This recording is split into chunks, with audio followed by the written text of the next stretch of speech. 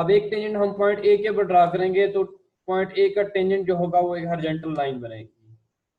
अब let's say that is tangent ए।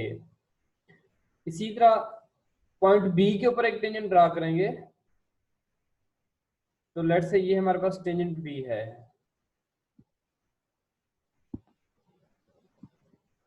और इसी तरह पॉइंट सी के ऊपर एक टेंजेंट ड्रा करेंगे तो ये हमारे पास टेंजेंट सी है। अब यही हमने यहाँ पे ड्राइव किए हुए हैं। अब जरा यहाँ पे देखें, हमारे पास ये टेंजेंट लाइन है टेंजेंट बी की।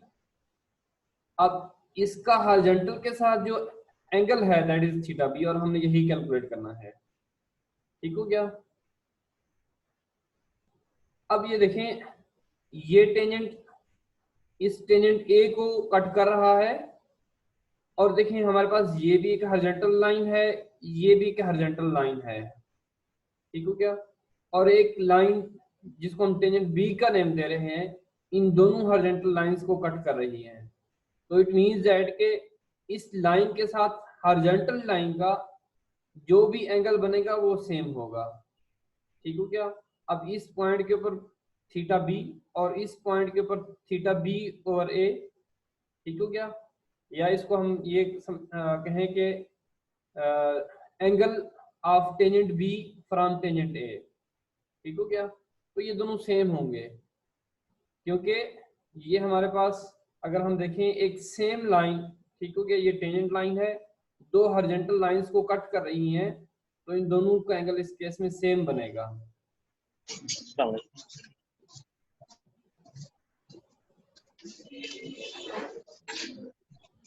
इसी तरह थीटा सी के ऊपर हम यहाँ पे हमने टेंजेंट लाइन सी ड्रा की है और इसका हॉरिजॉन्टल के साथ एंगल थीटा सी है, और इस टेंजेंट लाइन का हॉरिजॉन्टल के साथ एंगल थीटा ए है। ठीक हो गया। फिर सेम यहाँ पे वही होगा कि ये हमारे पास ये जो लाइन है रेड लाइन, ठीक हो गया, ये दो हॉरिजॉन्टल लाइंस को क्रॉस कर रही है। तो इट मींस दैट के यहाँ पे जो दोनों एंगल्स हैं, ठीक हो गया, ये सेम है। ये एंगल थीटा सी है, that is the angle of tangent C with the horizontal. ये एंगल हमारे पास angle of tangent C from tangent A. हाँ जी आवाज आ रही हो गए और लग जाएंगे अगले महीने। अरे माइक ऑफ कर लो। अब देखें,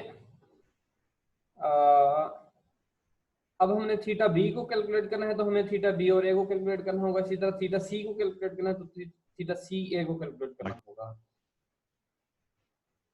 अब हमें इन एंगल्स को कैलकुलेट करने के लिए सबसे पहले इसका बेंडिंग मोमेंट डायग्राम ड्रा करना होगा, या हमें एम और ई आई डायग्राम ड्रा करना होगा।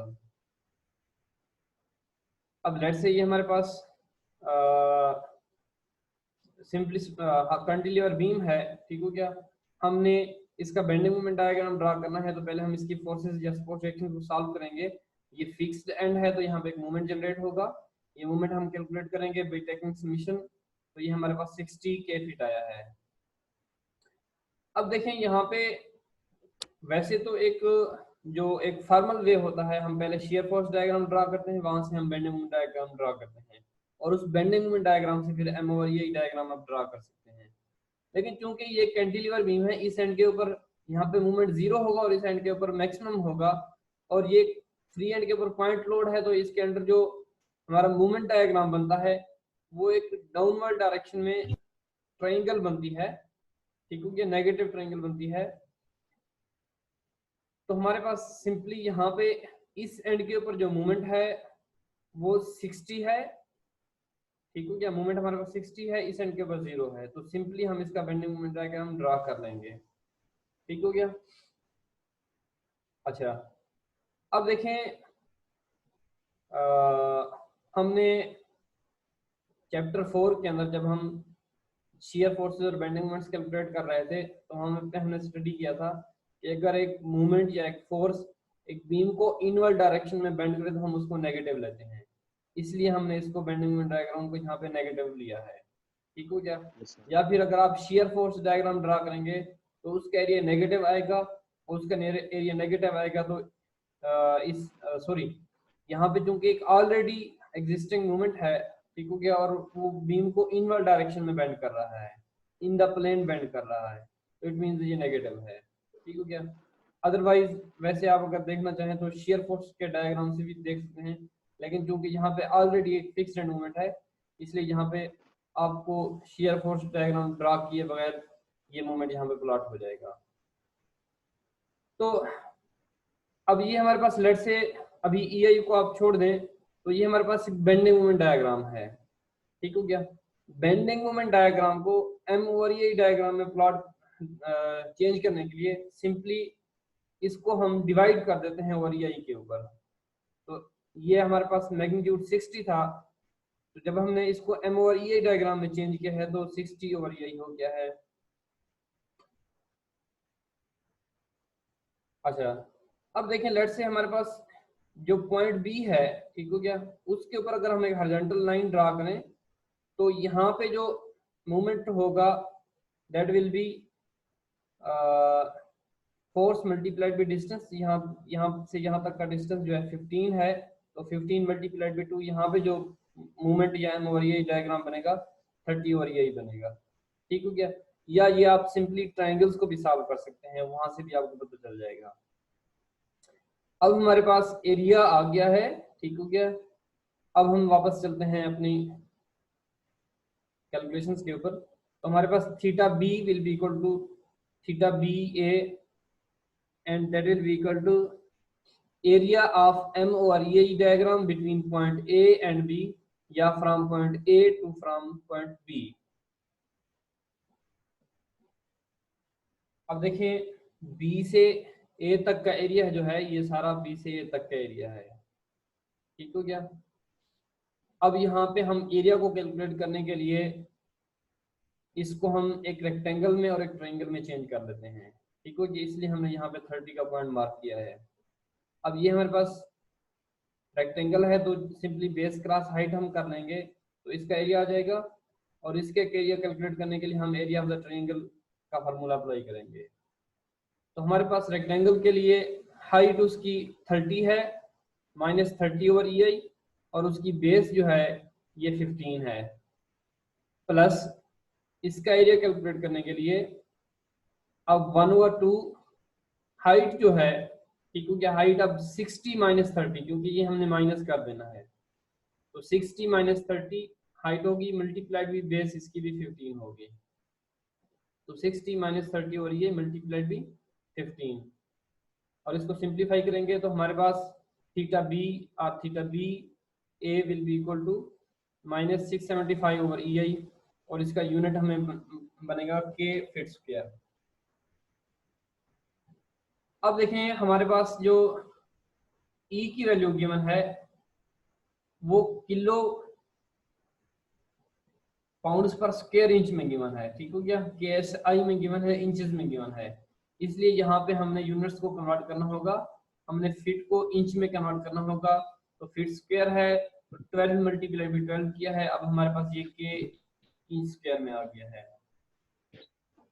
EI की वैल्यू हम पुट करेंगे 174 10⁵, और इसको सिंप्लीफाई करेंगे तो हमारे पास ये वैल्यू रेडियन में आ जाएगी। तो हमारे पास यहाँ पे थीटा बी की वैल्यू आई है -0.00559 रेडियन। अब देखें जब हम यहाँ पे बात कर रहे थे एंगल की के angle of tangent B from tangent A, ठीक हो गया, और ये नेगेटिव साइन आई है यहाँ पे, तो नेगेटिव साइन यहाँ पे इंडिकेट करेगी कि ये क्लॉकवाइज एंगल होगा, ठीक है। अगर यहाँ पे पॉजिटिव साइन आएगा तो ये होगा। मेरा आवाज क्लियर नहीं आ रही। From point A to point C होगा। आवाज आ रही है मेरी? अब आ रही है सर। अच्छा, अब थीटा सी कैलकुलेट करने के लिए हमारे पास एरिया ऑफ एम ओवर ये diagram from point A to point C होगा। तो ये सिंपली हमारे पास पॉइंट ए से पॉइंट सी तक का एरिया ऑफ होल ट्रायंगल बन जाएगा। तो हम 1 इंटू बेस क्रॉस हाइट करेंगे, बेस हमारे पास 30 फीट बनेगी, हाइट हमारे पास 60 है। तो हमारे पास 1/2 हाइट 60 और ई बेस 30 है, तो -90 और ई ये फीट स्क्वायर। तो इसको हम यूनिट को कन्वर्ट करेंगे और वैल्यूज पुट करेंगे, तो उसमें हमारे पास थीटा सी की वैल्यू आ जाएगी। और ये अगर नेगेटिव आई है तो ये क्लॉकवाइज होगी। ठीक हो गया। वैसे देखें यहाँ पे अगर आप क्लॉकवाइज ना भी लिखें तो यहाँ तक आपका आंसर ओके है। ठीक हो गया। आप डायरेक्शन यहाँ पे ना भी बताएं तो यहाँ पे उसने डायरेक्शन का नहीं पूछा हुआ, यहाँ पे उसने जस्ट कैलकुलेट करने का पूछा हुआ है। ठीक हो गया। Determine the slope at point B. ठीक हो गया। अब अगर आपको समझ आ रही है नेगेटिव साइन की पॉजिटिव साइन की, हम ये पिछले काफी लेक्चर से डिस्कस कर रहे हैं, तो आप उसी के मुताबिक मेंशन करते हैं। ठीक हो गया। लेकिन जहाँ पे वो मेंशन करेगा कि बताओ कि अपवर्ड में है या डाउनवर्ड में है, फिर आपको लाजमी वहाँ पे बताना होगा। ठीक हो गया। अदरवाइज अगर जस्ट उसने कैलकुलेट करने को कहा है तो आप वैल्यू बता दोगे, उसका मैग्नीट्यूड बता दोगे।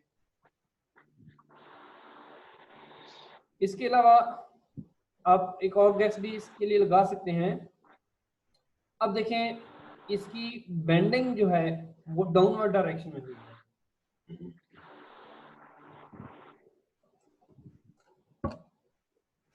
बेंडिंग डाउनवर्ड डायरेक्शन में हुई है और हम रेफरेंस टेंजेंट ए को ले रहे हैं।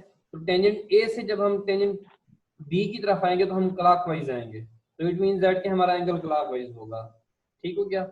इसके कन्वर्स अगर हमारा यहाँ पे अपर डायरेक्शन में डिफ्लेक्शन होगी, आगे एक केस आएगा जब अपर डायरेक्शन में हमारी डिफ्लेक्शन आएगी तो हम इस रेफरेंस से जब एंगल मेजर करेंगे तो वो फिर ऑटोमेटिकली एंटी क्लॉकवाइज हो जाएगा। तो यहाँ से भी आप क्लॉकवाइज एंटी क्लॉकवाइज देख सकते हैं। तो हमने थीटा बी और थीटा सी को मेजर कर लिया है। अब हमारे पास नेक्स्ट एग्जांपल है,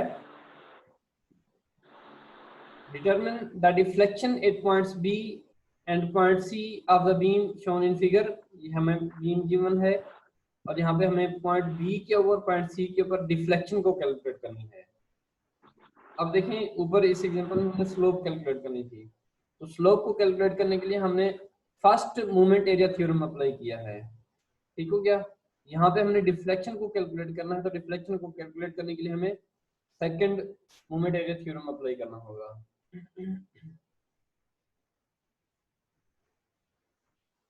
हमारे पास एक बीम है जिसका ए से बी तक जो मोमेंट ऑफ इनर्शिया है that is double of moment of inertia from point B to C. ठीक होगी। यहाँ पे 8 10⁻⁶ है, यहाँ पे 4 है, तो इट मींस दैट कि यहाँ पे उसका जो क्रॉस सेक्शन है वो डबल है। यही हमने यहाँ पे शो किया है। और ए से बी तक स्पैन लेंथ 4 मीटर है और बी से सी तक 3 मीटर है। हमने बी के ऊपर डिफ्लेक्शन डेल्टा फाइंड करनी है, सी के ऊपर डिफ्लेक्शन डेल्टा सी फाइंड करनी है। और यहाँ पे पॉइंट सी के ऊपर एक अप्लाइड मूवमेंट है, कपल मूवमेंट है 500 न्यूटन मीटर का। और हमें मॉडुलस ऑफ इलास्टिसिटी गिवन है 200 गीगा पास्कल। और हमें आई ए बी गिवन है, movement of inertia for the portion A B, और movement of inertia for the portion B C given है।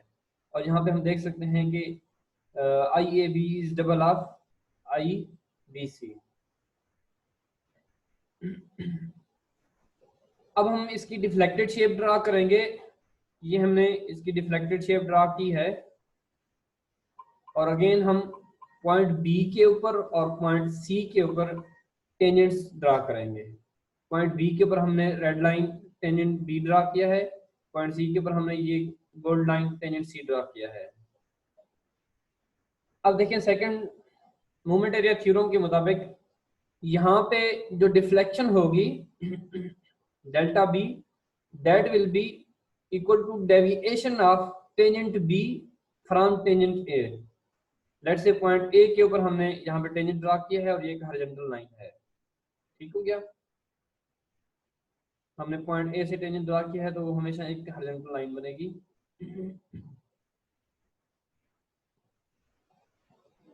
तो delta B will be equal to deviation of tangent B from tangent A या T B ए।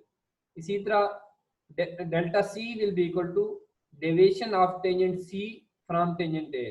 ठीक, क्योंकि ये हम second moment area theorem की बात कर रहे हैं।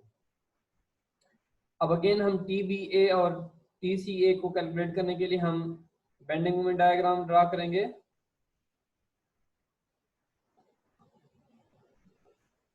अब देखिए यहाँ पे हमने उसका पहले शेयर फोर्स डायग्राम प्लॉट कर लिया है, ठीक हो गया। Sorry, bending moment diagram draw किया है क्योंकि यहाँ पे सिंपली एंड मोमेंट्स अप्लाइड थे, कोई और दरमियान में फोर्स नहीं थी। तो विदाउट ड्राइंग शेयर फोर्स हम यहाँ पे बेंडिंग मोमेंट डायग्राम ड्रा कर सकते हैं, ठीक हो गया। जहाँ पे डिफिकल्टी हो आपको और आपको ना क्लियर हो रहा हो कि कैसे share bending moment diagram draw होगा, वहाँ पे पहले शेयर फोर्स डायग्राम आपने ड्रा करना है। लेकिन वो वहाँ पे ज़्यादा इजी होता है जहाँ पे एंड मोमेंट्स ना गिवन हो। जहाँ पे एंड मोमेंट्स गिवन होते हैं फिर डायरेक्टली अगर आप बेंडिंग मोमेंट डायग्राम ड्रा करें तो ये इजी होता है, ठीक हो गया। ये shear force bending moment diagram हम प्रीवियसली पढ़ चुके हैं, इसलिए अब हम यहाँ पे ज़्यादा डिटेल में नहीं जाएंगे। हमारा यहाँ पे कंसर्न इससे आगे का है। अब देखिए यहाँ पे हमने बेंडिंग मोमेंट डायग्राम ड्रा किया है, क्योंकि इस एंड के ऊपर 500 क्लॉकवाइज है और लेट्स से हमने क्लॉकवाइज पॉजिटिव लिया है, ठीक हो गया। ये इसको आउट ऑफ प्लेन इसको रोटेट कर रहा है और थ्रू आउट कांस्टेंट है, दरमियान में कोई और फोर्स नहीं है, तो ये एक रेक्टेंगल शेप बनेगी। अब जब इस बेंडिंग मोमेंट डायग्राम को हम M over E I diagram में ड्रा चेंज करेंगे तो ई आई के ऊपर हम इसको डिवाइड करेंगे। लेकिन यहाँ पे देखें पोर्शन ए से बी तक जो मोमेंट ऑफ इनर्शिया था वो डबल था, ठीक हो गया। इसलिए जब डबल के ऊपर इसको डिवाइड करेंगे तो इसका हाफ हो जाएगा, इसलिए यहाँ पे 250 ओवर ई आई बी सी हो जाएगा। और इस पोर्शन के लिए सिंगल था, ठीक हो गया। तो सिंपली 500 उसकी जो हाइट है डिवाइडेड बाई ई आई हो जाएगा। तो ये हमारे पास M over E I diagram plot हो गया है। अब हम यहाँ से इनको यूज कर सकते हैं to calculate delta B and delta C. अब देखें delta B will be equal to T B A और that will be equal to moment area of the M over E I diagram from point A to B about X, ठीक हो गया। X क्या है? X उसके centroid से distance है, या उसका सेंट्राइडल डिस्टेंस है, ठीक हो गया। एक्स को आगे हम प्लॉट करेंगे तो आपको मजीद क्लियर होगा। तो हमने ए से बी तक एरिया कैलकुलेट करना है। अब सिंपली ये एक रेक्टेंगल है, हाइट मल्टीप्लाइड बाई विड्थ, ठीक हो गया। हाइट इसकी 250 है और विड्थ इसकी 2 + 2 या 4 मीटर है यहाँ से यहाँ तक।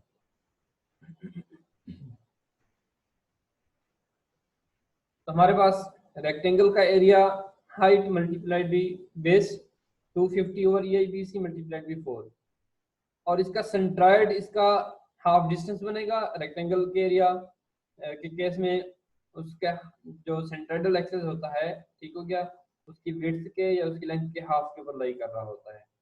तो फ्रॉम दिस एंड, ठीक हो गया, फ्रॉम द अपर एंड, ये चीज हमें हमेशा याद रखना। यहाँ पे जो अपर लिमिट है वहां से हम डिस्टेंस कैलकुलेट कर रहे होते हैं।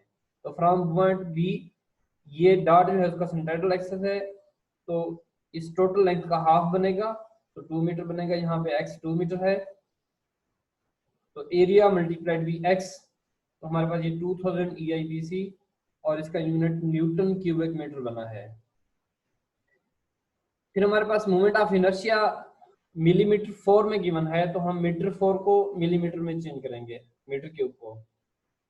तो हम 1 मीटर के अंदर 1000 मिलीमीटर होते हैं, तो 1000 हमने कर दिया है।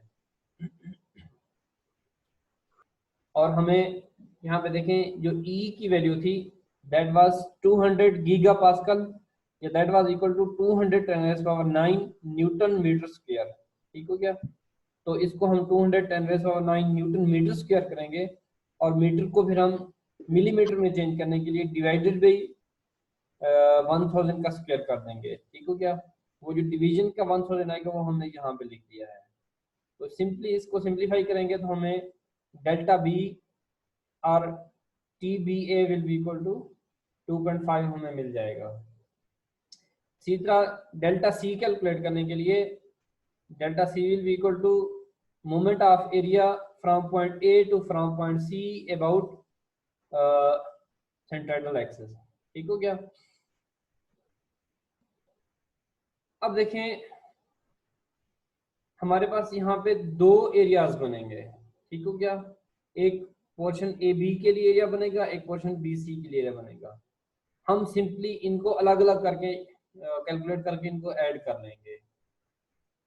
तो theta C will be equal to, अब फर्स्ट एरिया ए से बी तक वो हमारे पास हाइट 250 थी, बेस 5 है, और इसका सेंट्रोइडल एक्सिस देखें।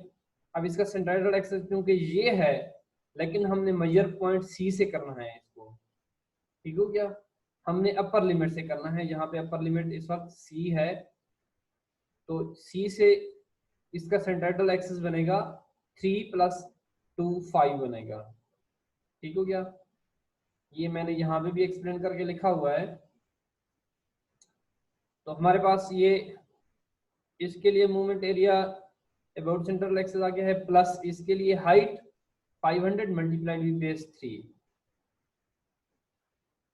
तो height 500 multiplied with base 3 into x, यहाँ पे इसका हाफ बनेगा, तो इसका हाफ जो है 1.5 बनेगा। टोटल 3 है, तो 3 का हाफ 1.5 बनेगा। अब इसको हम सिंप्लीफाई करेंगे और यूनिट्स कन्वर्जन अकॉर्डिंगली हम करेंगे जहाँ पे ज़रूरत हुई, और हम सिंप्लीफाई करके वैल्यूज लिखेंगे। ये मैंने डिटेल से यहाँ पे लिखा हुआ है, आप खुद से करेंगे तो आपको समझ आ जाएगी। ये हमारे पास ई की वैल्यू 210⁹ न्यूटन मीटर स्क्वायर थी। मीटर स्क्वायर को हमने मिलीमीटर स्क्वायर में चेंज किया है, तो डिवाइडेड भी 1000 का स्क्वायर कर दिया है। और यहाँ पे न्यूटन क्यूबिक मीटर था, तो इसको मिलीमीटर में चेंज किया है, 10⁹ से मल्टीप्लाई कर दिया है। और हमारे पास यहाँ पे आंसर आएगा 9.06 मिलीमीटर। ठीक हो गया। अब देखें ये पॉजिटिव आई है, और यहाँ पे हम from point A to B calculate कर रहे थे। या ऑटोमेटिकली, क्योंकि डिफ्लेक्शन डिफ्लेक्टेड शेप आपने देखी है, ये मूवमेंट इसको अपर डायरेक्शन में रोटेट कर रहा था, तो ऑटोमेटिकली ई अपवर्ड बनेगी। ठीक हो गया। एक ग्रेविटी लोड कॉमनली बीम को डाउनवर्ड डायरेक्शन में डिफ्लेक्ट करता है, लेकिन चूंकि ये ऑलरेडी एक अप्लाइड मूवमेंट है और ये अपर डायरेक्शन में इसको बेंड कर रहा है, तो इट मींस दैट कि डिफ्लेक्शन अपवर्ड होगी।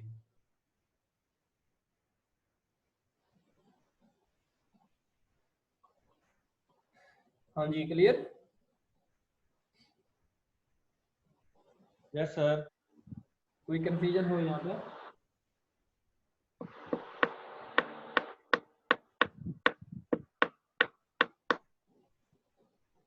अच्छा, इसी तरह नेक्स्ट हमारे पास एग्जांपल है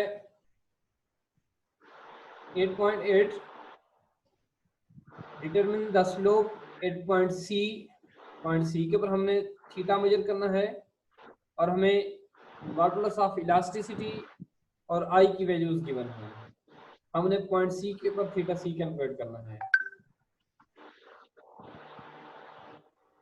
अब यहाँ पे हम अगर सपोर्ट रिएक्शंस नहीं गिवन, तो क्योंकि ये एक सिमेट्रिकल बीम है, तो यहाँ पे रिएक्शन के अंदर सिमेट्री होगी, तो हाफ लोड इस साइड पे आएगा, हाफ इस साइड पे आएगा। ठीक हो क्या। और थीटा सी के लिए हम पॉइंट सी के ऊपर टेंजेंट्स ड्रा करेंगे, लेकिन यहाँ पे थोड़ा सा एक चेंज होगी। अब यहाँ पे देखें, हमने इसकी डिफ्लेक्टेड शेप ड्रा की है, ये हमारे पास बीम की डिफ्लेक्टेड शेप है। हमने पॉइंट सी के ऊपर डिफ्लेक्शन को फाइंड करनी है, तो एक हमने यहाँ पे टेंजेंट ड्रा किया है, ये जो टेंजेंट आपको यहाँ पे शो है, तो ये टेंजेंट सी है। फिर एक टेंजेंट हमने डी के ऊपर ड्रा किया है, D is the mid point, तो ये हमारे पास टेंजेंट डी है। लेकिन यहाँ पे देखें, क्योंकि एक सिमेट्रिकल बीम है और यहाँ पे ग्रेविटी लोड अप्लाइड है, तो यहाँ पे मैक्सिमम डिफ्लेक्शन पॉइंट डी के ऊपर होगी, और पॉइंट डी जो है एक्चुअली ये एक हॉरिजॉन्टल पॉइंट बनेगा अगर यहाँ पे हम टेंजेंट ड्रा करें। तो इट मींस दैट कि tangent at D is horizontal. ठीक हो गया, क्योंकि यहाँ पे ये मैक्सिमम डिफ्लेक्शन थी। ठीक हो गया। इट मींस दैट कि यहाँ पे चेंज इन स्लोप 0 है यहाँ पे, इसलिए ये टेंजेंट लाइन हॉरिजॉन्टल आई है। और ये हमारे पास एंगल यहाँ पे इस टेंजेंट का हॉरिजॉन्टल के साथ एंगल थीटा सी है, और यहाँ पे टेंजेंट डी का टेंजेंट सी से एंगल जो है थीटा डी सी है। ठीक हो क्या? Slope of tangent D from tangent C, theta D over C यहाँ पे हम लिखा हुआ है। अब यहाँ पे देखें, ये एक टेंजेंट सी की जो लाइन है, ठीक हो, ये टेंजेंट सी यहाँ पे दो हॉरिजॉन्टल लाइंस को कट कर रहा है, एक यहाँ पे और यहाँ पे टेंजेंट डी को। ये भी एक हॉरिजॉन्टल लाइन है, टेंजेंट डी भी एक हॉरिजॉन्टल लाइन है। ठीक हो गया? इट मींस दैट कि यहाँ पे एंगल और यहाँ पे जो एंगल बनेगा, ठीक हो गया, वो सेम होगा। क्योंकि आप देखें कि हमारे पास एक हमने यहाँ पे टेंजेंट ड्रा किया है, एक हमने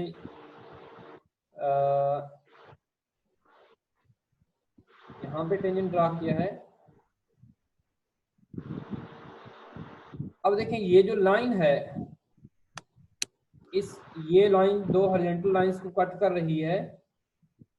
ये हॉरिजॉन्टल लाइन ये हमने यहाँ पे ये शो की है, और ये टेंजेंट डी की जो लाइन है ये हमने यहाँ पे ये शो की है। तो यहाँ पे जो एंगल है वो थीटा डी सी है, और यहाँ पे जो एंगल है वो थीटा सी है। क्योंकि सेम लाइन दो हॉरिजॉन्टल लाइंस को क्रॉस कर रही है, तो ये दोनों एंगल्स इक्वल होंगे।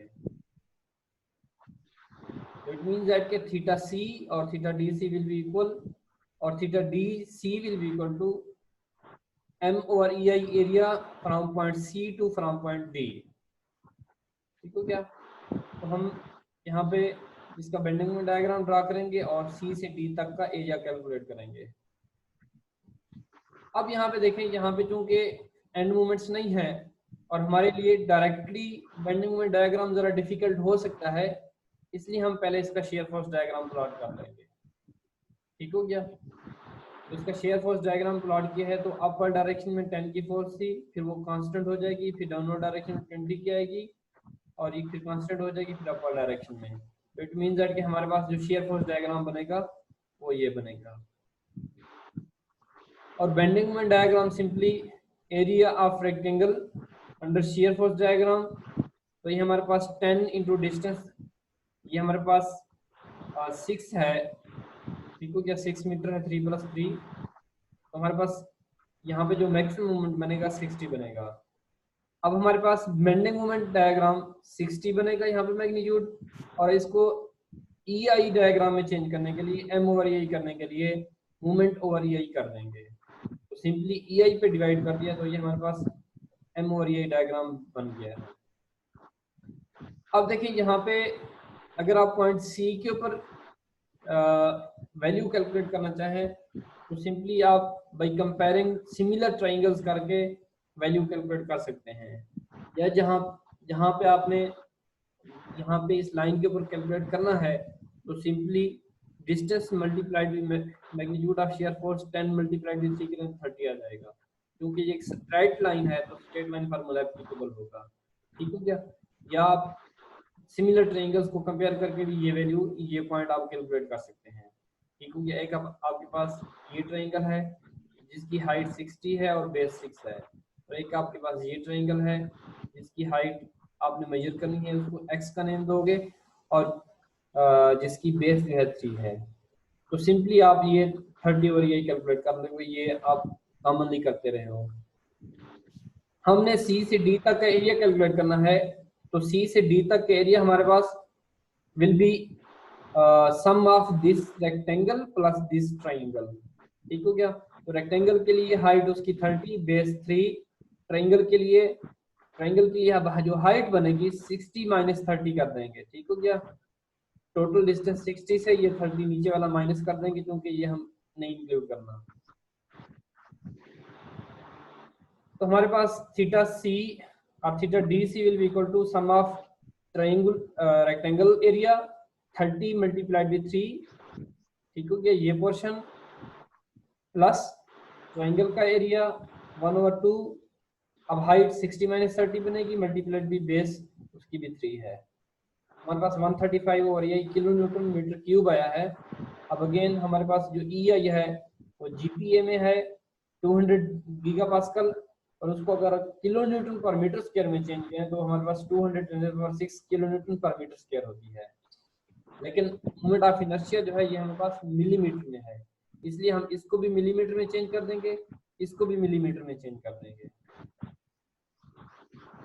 तो ये हमने कन्वर्जन की है और इसको हम क्वेश्चन ऊपर लेके आएंगे और सिंप्लीफाई करेंगे। तो हमारे पास ये कैलकुलेटर वर्क है, अब कर लोगे। हमारे पास theta C theta D C will equal to 0.112 radian. ठीक हो क्या? अब अगेन यहाँ पे डिफ्लेक्शन देखो, अगर आप पॉइंट डी से सी की तरफ कैलकुलेट कर रहे हो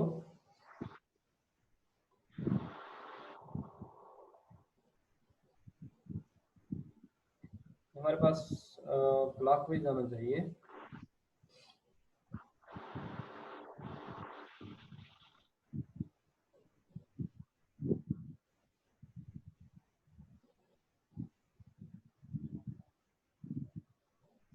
चले, अगर आप इसको हॉरिजॉन्टल लाइन से टेंजेंट सी की तरफ जाओगे तो ये क्लॉकवाइज बनेगा, टेंजेंट सी से हॉरिजॉन्टल लाइन की तरफ जाओगे तो ये हमारे पास एंटी क्लॉकवाइज बनेगा। ठीक हो क्या? मैग्नीट्यूड सेम होगा।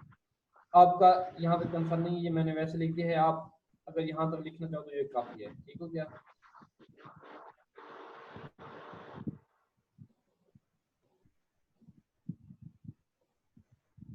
अच्छा, हमारे पास टाइम एंड होने वाला है तो मैं मीटिंग ज्वाइन करके दोबारा आपको